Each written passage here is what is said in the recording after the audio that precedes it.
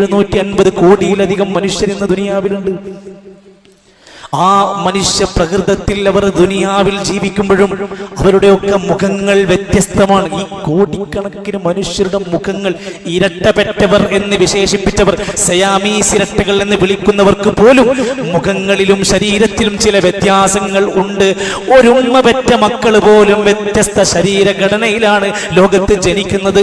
ഒരു phone call വരുന്നു, ആരോ പരിചയമില്ലാത്ത ഒരു നമ്പറാണ്. അല്പനേരം സംസാരിച്ചിട്ട് നമ്മൾ പറയുന്നു, നിങ്ങൾ ഇന്നയാളല്ലേ?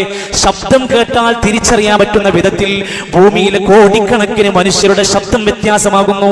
കാലുകൾ ഒന്ന് ആലോചിച്ചു നോക്കൂ. നമ്മൾ ഭൂമിയിലൂടെ എത്ര വർഷങ്ങളായി കാല് നമ്മൾ മാറ്റുന്നില്ല. ചെരുപ്പ് സമയാബന്ധിതമായി കൊണ്ടതിങ്ങനെ നശിച്ചു കേടുവന്നു പോകുമ്പോൾ പുതിയ ചെരുപ്പ് മാറ്റുമ്പോഴും അതേ കാലുകൊണ്ടാണ് നമ്മൾ ഈ ഭൂമിയിലൂടെ നടന്നു നീങ്ങുന്നത്. മനുഷ്യനൊന്ന് ചിന്തിക്കണം, ഈ ദുനിയാവിൽ ഒരു വസ്തു അള്ളാഹ് പടച്ചിട്ടുണ്ടെങ്കിൽ അത് വെറുതെ പടച്ചതല്ല.